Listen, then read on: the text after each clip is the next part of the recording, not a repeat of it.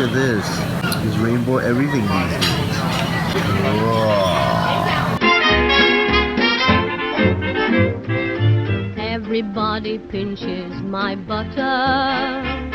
They won't leave my butter alone. And nothing is better than butter for keeping the old man at home. Hi, we're at Maxwell Food Centre and we're here to try Lad and Dad. Opened in August 2014 at Serangoon Gardens Hawker Centre. Lad and Dad received a fair amount of media coverage because they sell British influenced comfort food. The sort of cuisine you don't commonly find in hawker centres at all. Plus they charge half the price compared to what cafes or pubs in Singapore usually charge. Started by Keith Cole, he's about 27 or so. He spent some time in London learning how to cook British comfort food, classic British dishes, while he was pursuing his business degree. He toils in the kitchen while his dad, Desmond Cole, who is now 59 or so, he handles logistics and prep work. They moved to Maxwell Food Centre in July 2017 and they've made quite a few changes to their menu in the move. Their initial offering of Lancashire hot pot, it's kind of like a British beef or lamb stew, has been renamed to stew balls, presumably to make it clear what it is. The menu has also been expanded to include more British dishes like bacon and chip butty, classic English breakfast and bangers and mash. Also, one thing to note is that they're not aiming to serve authentically British food. It is pretty much authentic, but they do a few tweaks so that it better suits local audiences. Like, for example, the bacon and chip butty itself, instead of the soft bat, the soft white bread, you can use prata instead, roti prata. And then also, for the stews, you can choose fusilli pasta or you can choose rice. But who cares, right? As long as it tastes good, right? Okay, come, let's have a taste.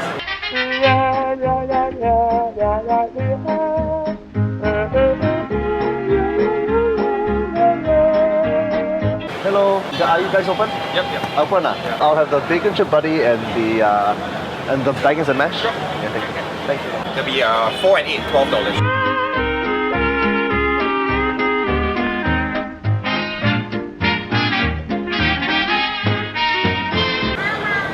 That's the bacon and chip butty. Okay, I'll bring over the mash, bangers and mash.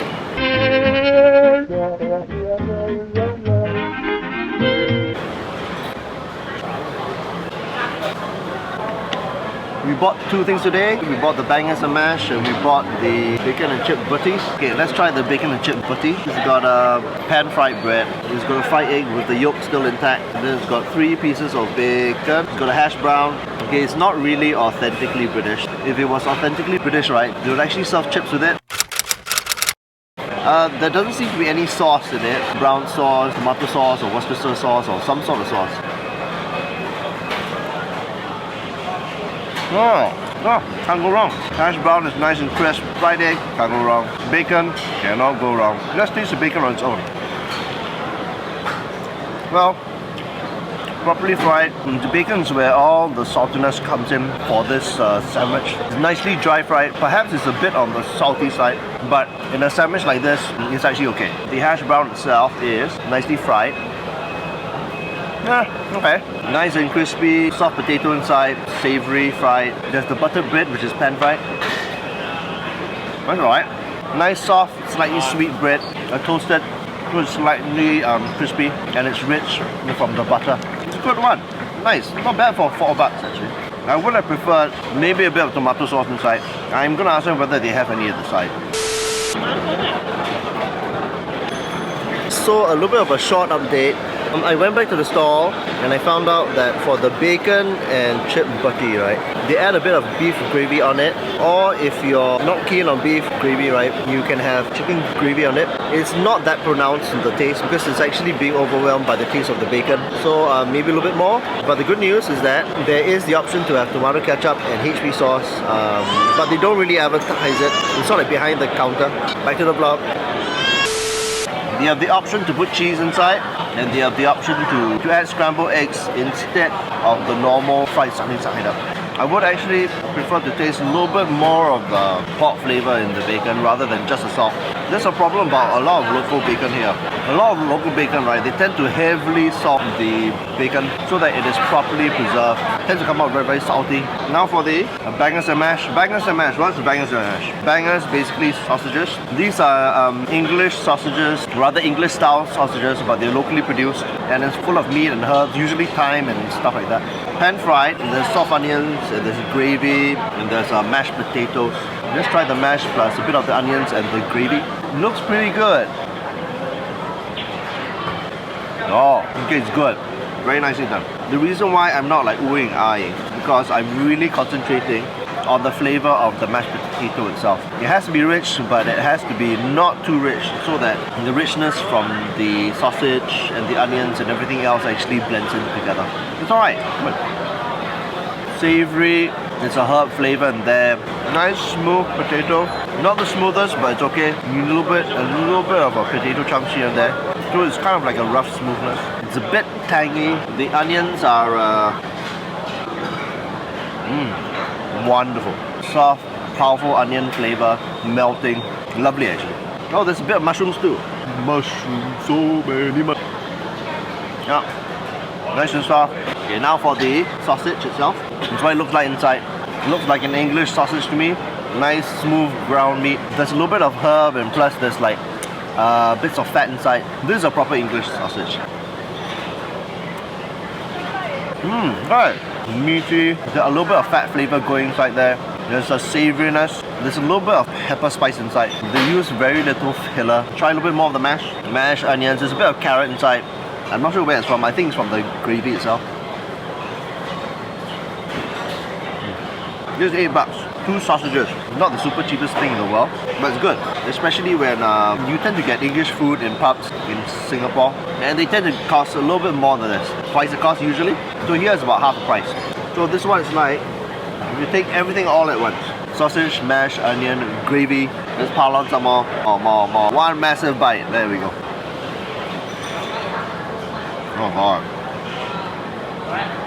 This is, wow.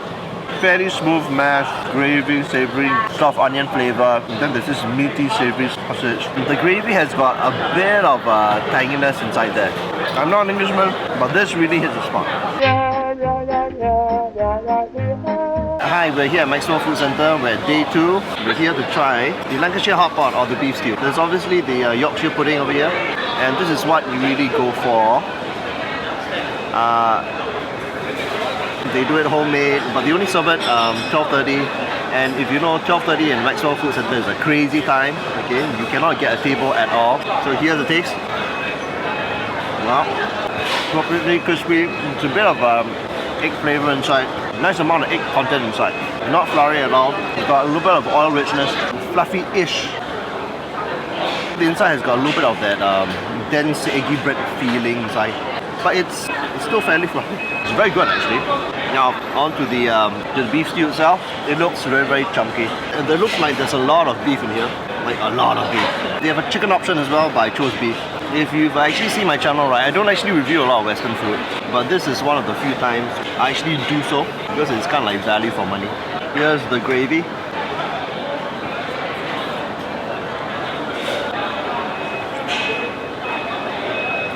This is really good. Fantastic. Very, very well flavored. It's fairly savory. It's very, very savory, but we'll go with mashed potatoes or, you know, these things here. A wonderful beef aroma here. A lot of herb flavor as well. There's also a little bit of sourness, which is good. So it doesn't feel too rich. There's the option to put black pepper, which I think a lot of Singaporeans like to do. But I think it actually tastes better without. You've got like big pieces of meat here. It looks very, very well stewed, very, very soft. But let's see. Oh God. This is like meltingly soft. They've evidently stewed it for a very, very, very, very long time. But not to the point where the meat actually disintegrates.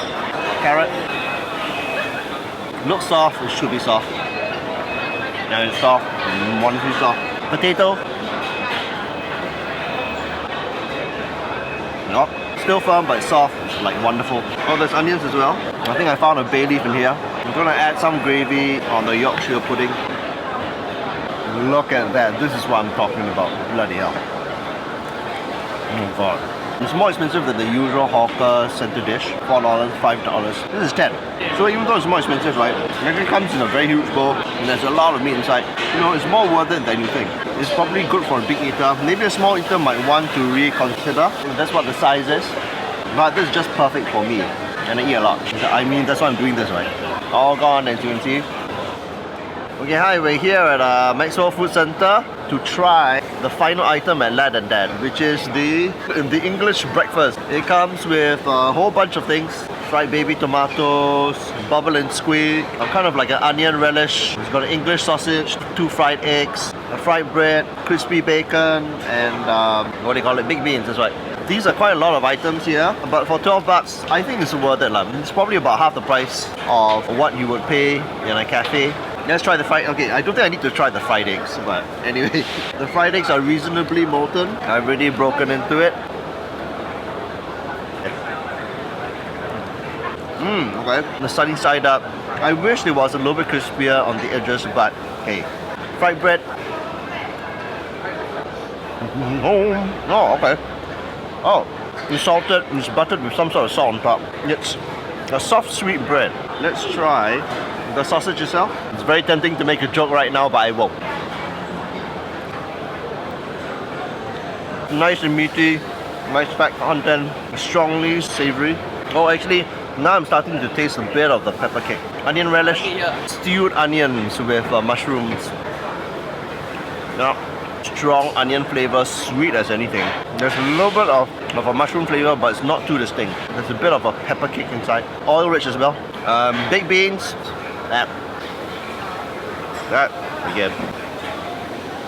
No, baked beans, slightly tomatoey, salty, slightly sweet, slightly sour. Melted baked beans, still slightly firm. Pan-fried cherry tomatoes. There you go. Okay, not too fried, still retains its natural flavor. There's a little bit of salt seasoning inside. Slightly sweet. Next one, bubble and squeak. So what is bubble and squeak? It's kind of like mashed potatoes or potatoes with vegetables fried together. Here they've actually formed it into a patty of sorts. Oh, okay. A bit of cabbage inside. Very, very slightly dry. A bit crispy on the outside, but the potatoes are very nicely seasoned and soft. Fairly smooth. A bit of onions inside. Okay, I see a bit of bacon inside. Yeah, so it's kind of like a modified version, but it's alright. Nice. But you could do with a little bit more oil or a little bit more moisture inside. My wife's actually here, but she's having a quiet day today. Now here is the key test. In the bacon and chip butty, the bacon was way too salty. Here I'm going to try it naked on its own. There we go. Light. So it is heavily salty. I don't like the bacon at all. So you need to mix it with other ingredients so that the salt doesn't get too overwhelming. You mix the bacon with the eggs or with the bubble and squeak. It should be okay. So and that's it. That's your rather in-depth look into Lad and Dad. You know, and in particular today, the English platter fry-up, English breakfast, whatever it's called. Okay, I'll probably link it here, there, over there. And in it you get 1, 2, 3, 4, 5, 6, 7, 8. 8 items. And it is actually great value for what you get. The one downside is the bacon. I wish it was not so salty. So I hope you enjoyed this episode of Greg's Big Eats, where I eat through the whole of Singapore. If you like this episode, give a like, subscribe, comment below, and I will see you in the next one. Bye-bye. Say bye-bye. You know that everybody pinches my butter. It's disgusting. They won't leave my butter alone. Getting quite worried. You know, there's nothing that's better than a little bit of butter. You know what I mean? For keeping your old man at home and keeping him a bit busy like. You know, everybody says I'm a bit old-fashioned, but I'm funny that way. And I like to sit on my things that I've got rationed. You can pinch all my ham and my plum and apple jam, but please leave my butter alone. I'll take care of it. Please leave my butter alone.